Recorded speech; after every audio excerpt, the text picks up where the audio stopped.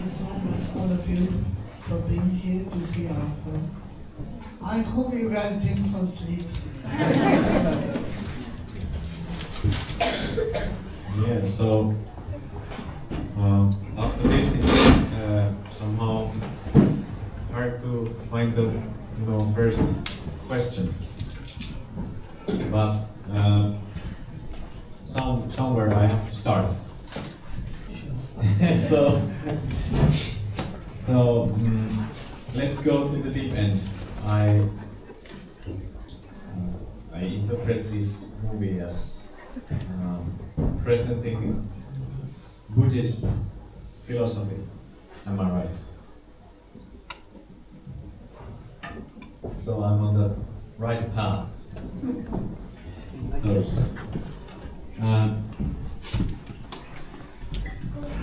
So, first of all, let's begin with the making of the movie, the technical, practical side. It was made in a village in Nepal, and is it a family village? Thank you so much. Actually, we shot this film in the region where I was born and where I raised. Though it's very far away from my village, it took almost 15 days to walk from my village to this village. And it took almost 11 years for us to make this film. Because at the beginning, when I wanted to make this film, first I wanted to learn the language, because this is very different language than I used to speak. And later on, when I finished 3 drafts of the scripts, I had to go to university to study philosophy, and I did my master's in philosophy. And then I went to the monastery for meditation for almost 4.5 years. Then it took really long time to finish the script, because I wrote almost 50 drafts of the script, and then to find the perfect cast for this film, it really took another 5 years, because most of the actors, except the teacher and the eldest husband, all of them, they are non-actors, and it was very difficult to find the actors who could speak Tibetan and the local language in the region where we shot. And afterwards, of course, it was very difficult to find money. That always comes at the end. So luckily, I had really good producers from Nepal, America, Norway, France, and Taiwan and Hong Kong, who really trusted on my vision. So it took another few years. And afterwards, it was very difficult to take the equipments, because there was no road access, no electricity.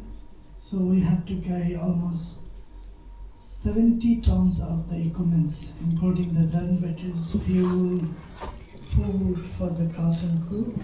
So we went there, actually me together with my crew members production team, we stayed there for 3.5 years for the preparation, and later on all the cast and the crew members, we stayed there for 6 months for another round of pre-production, and then we started shooting. So it really took a long time. And during the shooting there was lots of hassles, difficulties going on, especially because of the altitude sickness. We had to go through lots of helicopter rescue, especially for the actors and the crew members who were from France, Kazakhstan, so they had really hard time. So every day there was some helicopter rescue for the crew. Luckily, all of us we survived. And there was luckily team of the doctors who was very nice. And the villagers, of course, they were very helpful for us. So that was the production specs. And besides that, it was really nice to have good team members in such a condition. Everybody was very nice, not only actually nice professionals, besides that they were, all of us, we were there like battle. Everybody was so precise to make this film, because everybody We were just dying for each shot because we shot the whole film in magic hour because we could not shoot during the daytime because of the harsh light. We were just shooting either in the morning or evening. So every day we could just shoot 2 times. And that was really difficult for the preparation.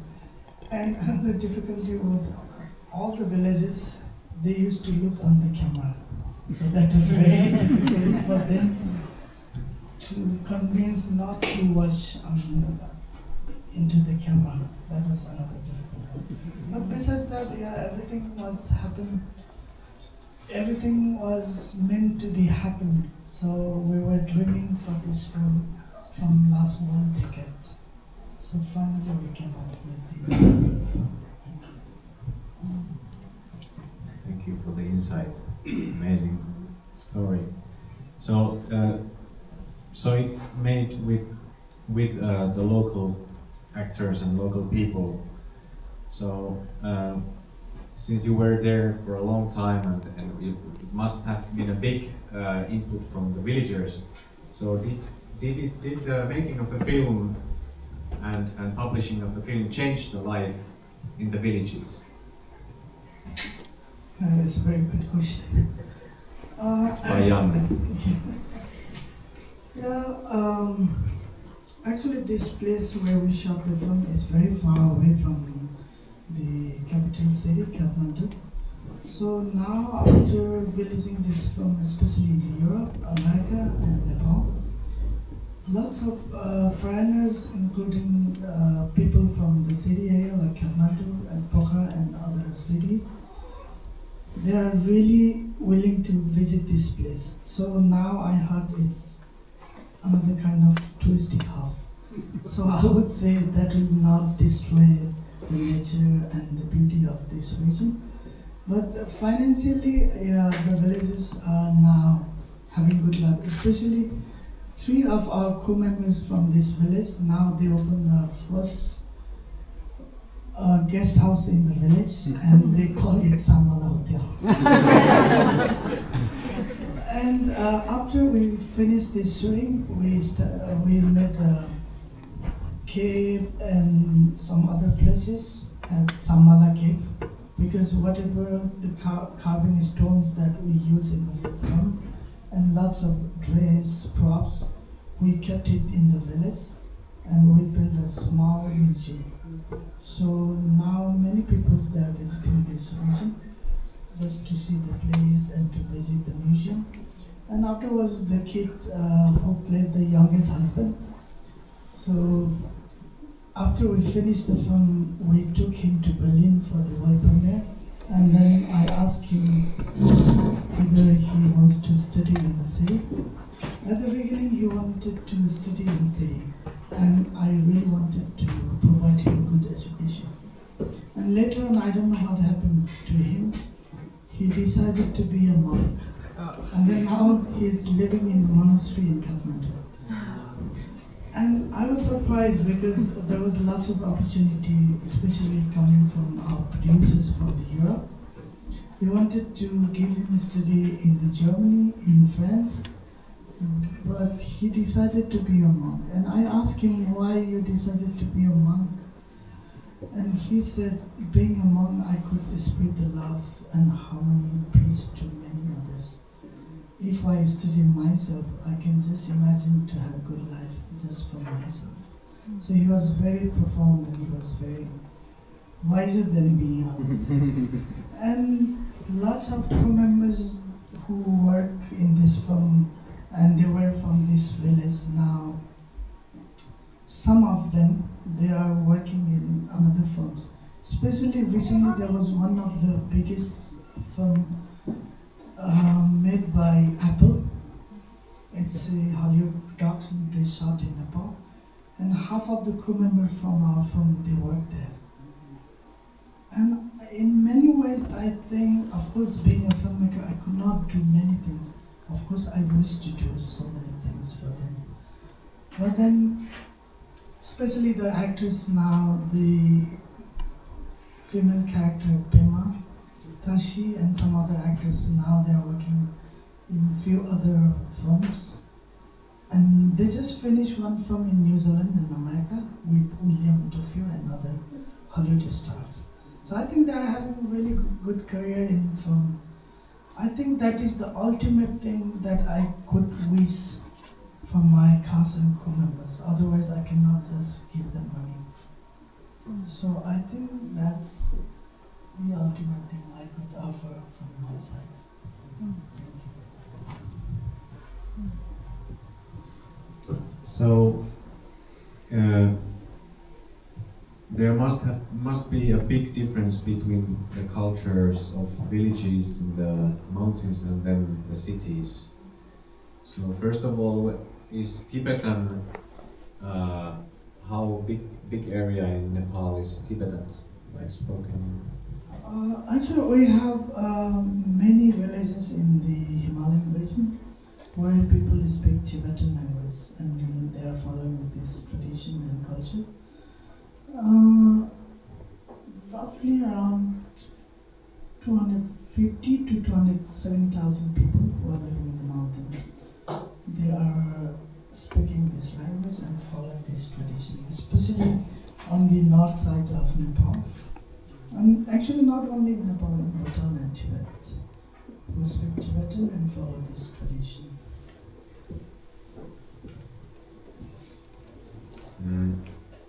So, is this region near the Chinese border?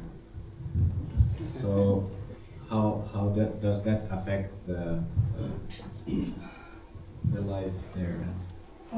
Actually, it affects, of course, for the villages and especially to our cast and crew members, because the moment we finalized the locations in this region, it was before COVID. And then at that time the border was open and we thought it would be very easier to shoot there because lots of equipment, fuel we could easily buy from Chinese side. But then because of COVID they blocked all the borders and that was really difficult, not only for us, for the villages as well, because they were not prepared to have enough food for the winter, because they thought they could easily buy from Chinese side. So the border closed until this spring. So it really affected for the local people who lives there. And that was the reason actually lots of villages they were moving out from this region to find better opportunity and to find good food and good education for their children. So during these last 5 years, almost 1/3 of the villages from this region they moved out, which is really sad. So it was normal to be in touch with Chinese side Tibetans before the COVID, and now it's not anymore. Yeah, they just opened the border from this spring, but it was just for 1 month, just to buy some food and some other stuff. I hope they will open it forever. So the movie was, if I understood right, the most expensive production in history in Nepal, and of course it was a great movie, and you got this Oscar nomination, like it was the Nepal Oscar, not Oscar nomination, but this Oscar like competitor. So I wonder how is the movie? How has the movie been taken, like in different countries in the world? Like, what is the? Yeah, as you said, the film was expensive compared to other Nepalese films that we made in Nepal. The main reason because of the logistic, and second, we did post-production in Taiwan and in Paris, and lots of equipment, and some of the crew members they were foreigners, but unfortunately they could not survive for end of the film. That's why we had to change the crew members all the time. Because at the beginning there was French crew, and who could not survive for more than 1 month, and then they had to return back to their country. And then we hired another group of crew members from Kazakhstan, who were really good to live in the mountain, and then they could survive, except one guy, he had to return back. And besides that, there was a post-production we did in Taiwan, and lots of VFX we did in San Francisco. And also the reason why it was very expensive, because it took really long time for the pre-production, and half of the budget we spend for logistics, and half of it, I would say, we spend for the villages, because we borrowed their yaks, animals, mules, horses for the transportations and to use in the film. And also there was lots of extras. For that we paid really good amount of money.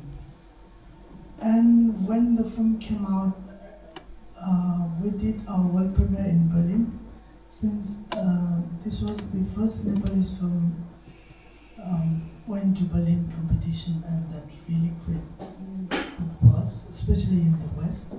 It was a kind of success in Germany, Switzerland, Austria, and few other countries in Europe. Especially there was a French producer, and she really earned good amount of money, but not us. It was really successful in French, but I don't know why none of the distributor wants to release in Finland. And Norway, I think next month they are going to release in Norway.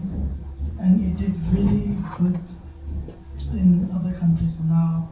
For instance, it's running in theater in Netherlands, Hong Kong, Taiwan, and a few other countries. So it did, I would say it did well. And in Nepal also it did good in terms of business. Good to hear. So now to the hard part. Technicalities, work. So the philosophical side, to a person who doesn't know Buddhist philosophy so well, it felt quite thick. There was a lot of substance there. So I interpret the female character Pema, as I said in the beginning, it was her somehow spiritual journey for her. So somehow, I would like to ask from you, like, somehow, what were your thoughts now during this? Like, what is the film about?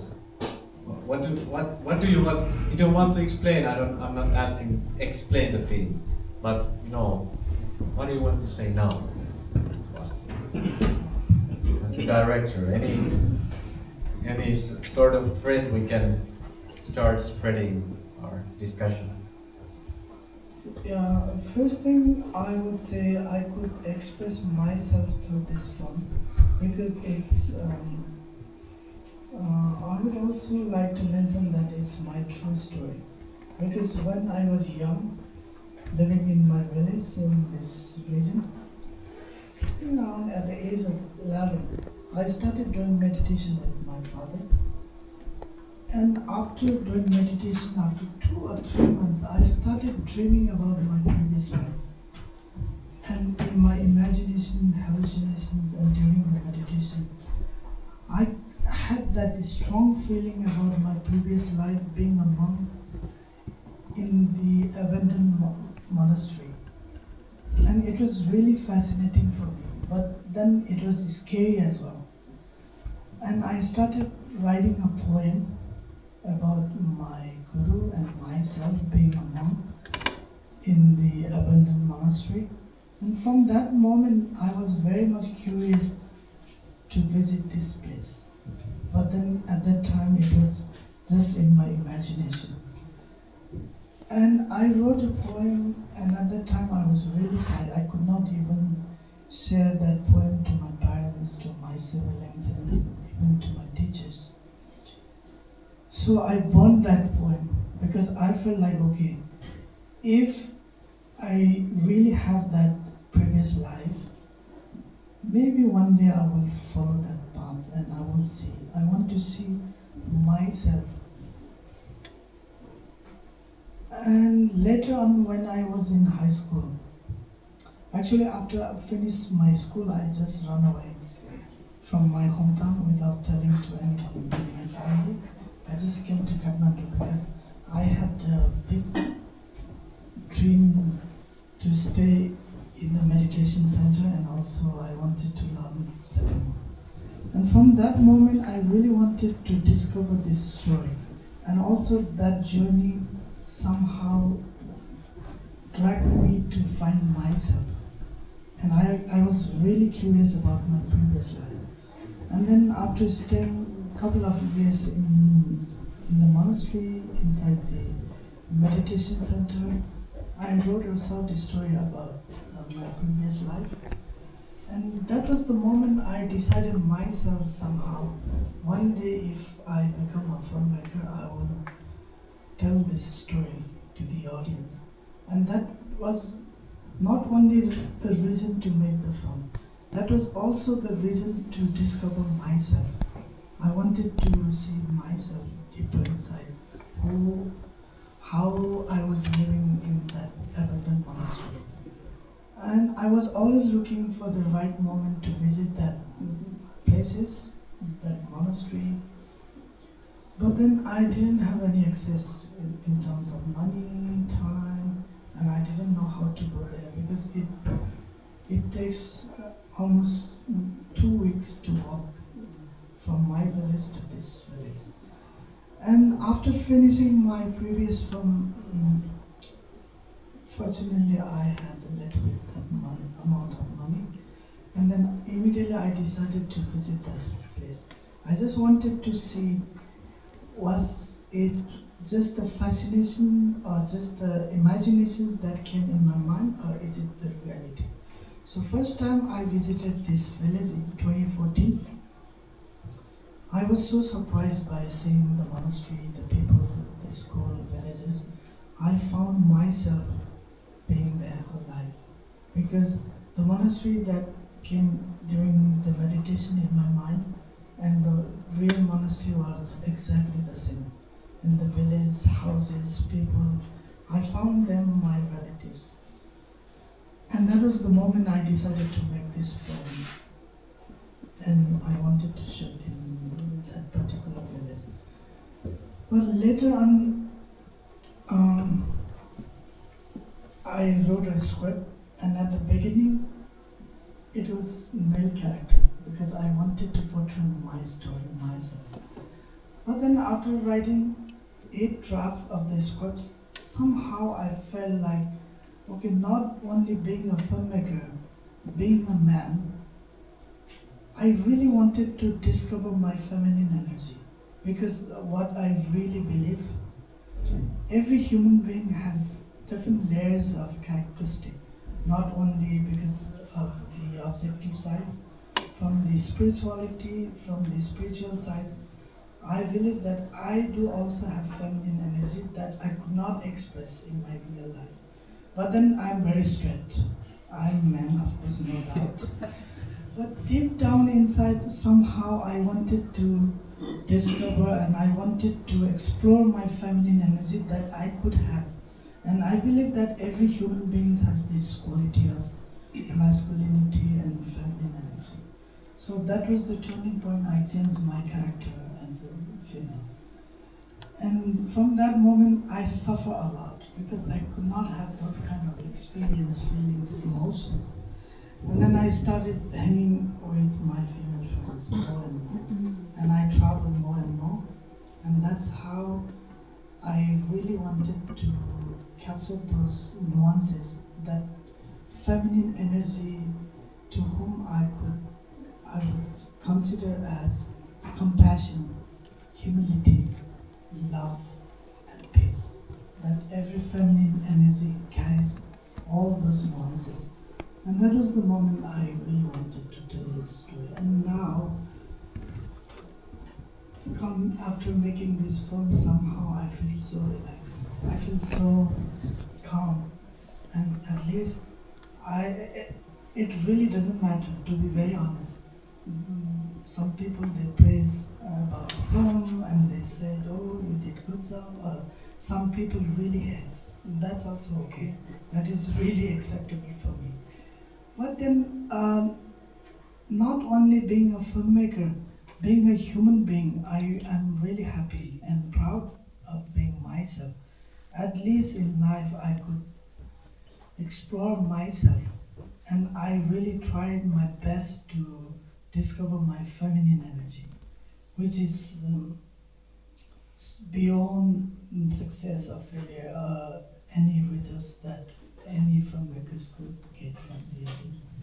So how does all this thinking or this experience, you experiencing this in yourself, how does it relate to feminism and feminist theory?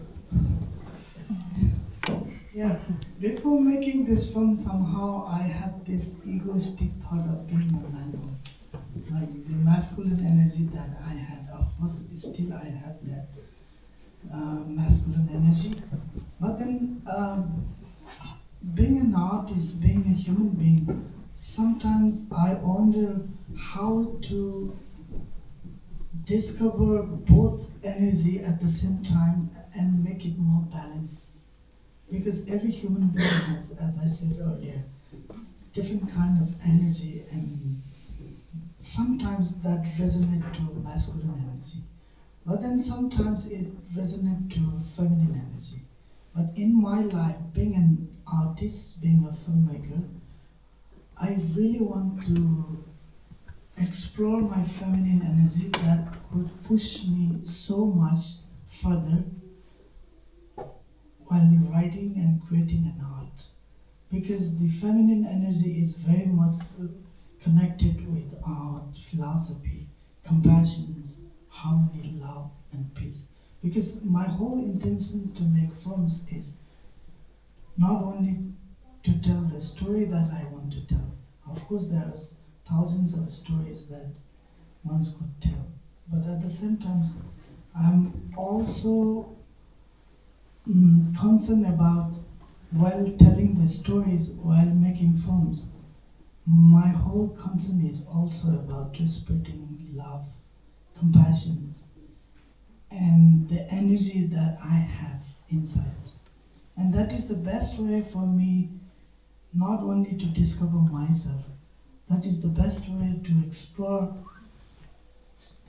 humanity. That is the best way to discover and express my own feelings, my own emotions, sufferings, whatever I could have inside. And this is the best way that I found feminine energy is so much powerful than masculine energy. It keeps you more calm. It gives you the energy related to compassion.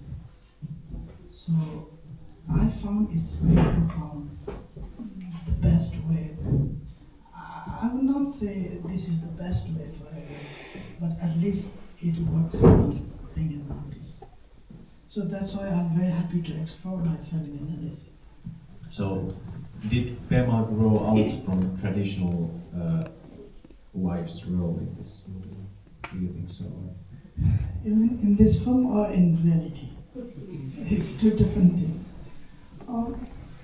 Actually, Pema, she grew up in Kathmandu. She's very modern girl.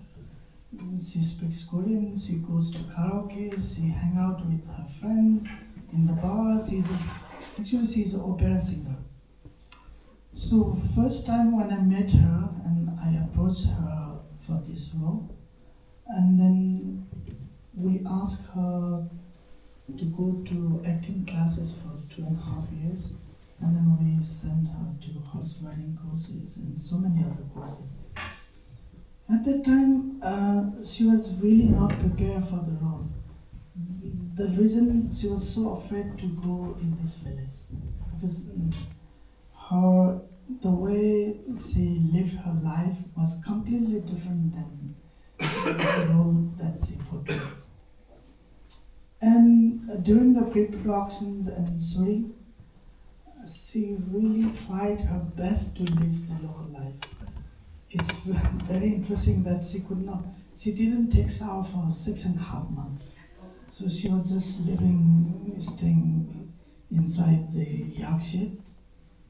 So she could not use cell phone. She could not talk with her family. Just once a month, there was a time limit for her. Because it was actually, whenever I make films, I always put all of my cast and crew in really difficult situations. Because for me, making film is not only creating an art, it's also the process, a kind of healing process for us. So it was like very intense, I would say more intense than any army camps in the world. No cell phones, no shower for 6.5 months. So during that process and phase, I think she transformed a lot. Not only Pema, most of the actors and crew members. And later on, some of them, they were not even ready to use cell phones. And now, after making this film, whenever I meet her, whenever I see her, I see the changes, the transformation. I'm not complaining or I'm not comparing things that using phone is not good or bad. The way she thinks, the way she deal with the situation, the way she tackle her own life, the way she perceived from that process. Now I totally see the transformations that happened to Pema and all the actors. And in that sense, I really feel that creating an art could really change the life of people. And I'm very, very happy for that, especially for young people like Pema and other actors and crew members. Because that's how we could transform our life. It's not about the comparison. It's all about your awareness and healing awareness and the compassion that one's could carry and one's could discover themselves. It's really interesting for me. In that sense, I could really see the transformation of Pema. Any questions?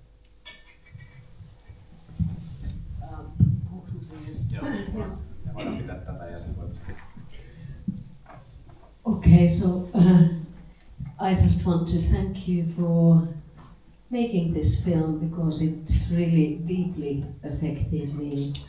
I have spent many years with the Tibetans, in India and in Tibetan areas of China, in Amdo, in these kind of small villages, and so I was very happy that you have made a Tibetan language film that portrays so accurately and so in a detailed manner a lot of the cultural things that maybe we will soon lose, that we, all those details. It was just incredible, all the, yak hair tents, all the clothes, the yaks, everything. It was just so wonderful. And all these cultural habits, like sky burials and, oh, by the way, it's lunar eclipse at the moment, so it's the best time of making no merit. But also the deep philosophical side, of impermanence and the Buddhist thinking. It was so beautifully and deeply portrayed in this, and I hope that it will make people think and, maybe to find more information maybe about this, Tibetan thinking or Buddhist thinking and so forth. And I thought the ending was wonderful, this Pema. I mean, of course there were several endings, but there can be the Shambhala one, or then chucking out all these useless men from her life and becoming a nun, a Buddhist nun. And having this son of hers, So I thought it was a very. It's just, I will keep thinking about this and about all these little details and stuff for the time to come. We can really see that it was made over a very, very long period of time. Okay, my question, sorry, these were the comments, but thank you. My question is that, His Holiness the Dalai Lama turned 90 in July, so has he seen this movie? Thank you so much.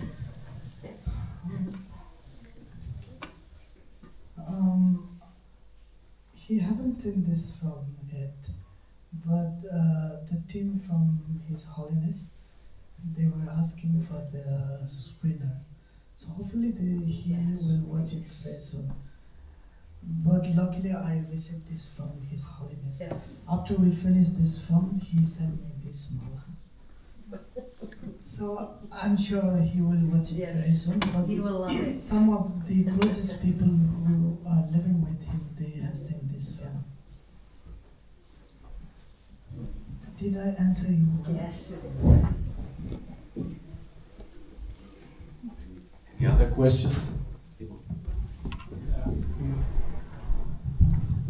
Yeah, I also want to say thank you for the film. I really like it and I really admire your work. And I love the cinematography and the script and the way you were doing this without changing the angles in the dialogue and stuff. But I just want, of course, from our perspective or the viewers of the, for example, Europe and America and stuff, it's really slow-paced film, and I think people here can watch it and enjoy it. But did you have I think this is a many-level question, but firstly, did you have in your mind, did you have a really clear vision from the very start when you started to do the script, that how you will film this and how you will edit? And the other question is that I really like to hear about the editing process. That how did you keep the story going in this way? I'm really curious to hear about that. And also I'm curious to hear that how did you kind of how to say convinced your funders to make this kind of film, because there's lots of people, lots of funding and stuff like that. Yeah, those are my questions now. Okay, thank you so much. Please remind me if I forget. I will start from the pace and the length of the film. Actually, from the very beginning, before we start the shooting, me and my team, we were very much sure about the length and the pace of the film. We were expecting to have 2 hours and 28 minutes of the length, because we did demo shooting twice before we started actual shooting. That was the first thing, and we had a storyboard. And the reason why me and my team, especially the cinematographer, we decided to have these lengthy shots and very slow pace and the rhythm, just to have the essence of this speed and the way of living life of the local people in the mountain, because they are really slow. They doesn't have to rush to go to find the train or to catch their bus or to go to office, because the way they live their life is very slow, very, very monotonous. Whoever was born in the house, almost like 99% people die in the same house where they are born. They never travel out, and their life is so slow. And that was the key point that we wanted to capture, that essence of the freedom of life. And another thing we wanted to have in the film. And And that was the reason it just took 4 days for editing in Nepal. And then I went to Taiwan because after having first rough cut from the Nepalese editor, we had an editor from Taiwan. He worked for 10 days to finalize the whole film. And about the length and pace, yeah, there were so many distributors, especially from the West, especially from the American territory. They wanted to distribute our film, but they asked us to cut at least half an hour of the film, and I said no. Big no. With due respect, whatever we kept, the essence of the film, in terms of the pace, rhythm, and the motions, at the end of the day, it's really about art. It's really about the essence and the philosophy of creating an art. So I decided not to have certain version. Rather, I sacrifice money. It's okay. That's not my way of having money. So in that sense, we lose lots of distribution deals because people doesn't have passes towards 2.5 hours. And there was some other deals approach coming from the television station because normally they ask to have 90 to 120 minutes of slot to screen the film, and then we decided not to give it. So I don't know whether it was good decision or not, but then and some of the festivals as well, because they just have slot of maximum 2 hours. They wanted to screen the film, and then they were also asking us whether it was okay to cut down. We said no. Did I answer all of your questions? I think Very quick one. very Very quick. So you wrote it? No, I didn't know it. You wrote it like all, or it was a quick version? Like how was it written? Yeah, first I wrote it, and afterwards I worked with 5 assistants while writing the storyline before I jumped into script writing, because I wanted to have their perception on the story. And after writing 48 drafts, I wrote 49 drafts with my co-writer. And then for the 50th draft, we wrote all together with my team from the direction department, 3 of my assistants who helped me to polish the dialogues. So basically, we are 2 script writers. Basically. Thank you. Thank you, Min, for your time. Thank you for the great movie.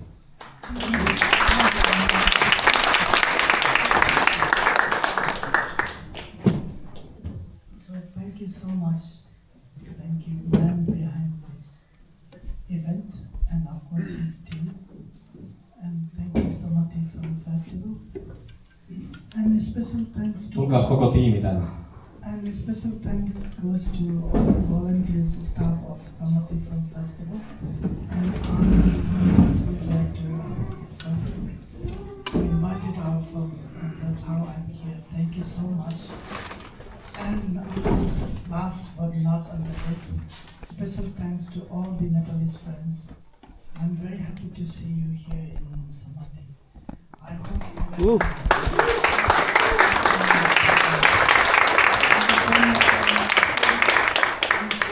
all of you guys having your precious time to see our slow kind of film. 2.5 hours, and including Q&A more than 3 hours. Thank you so much. Thank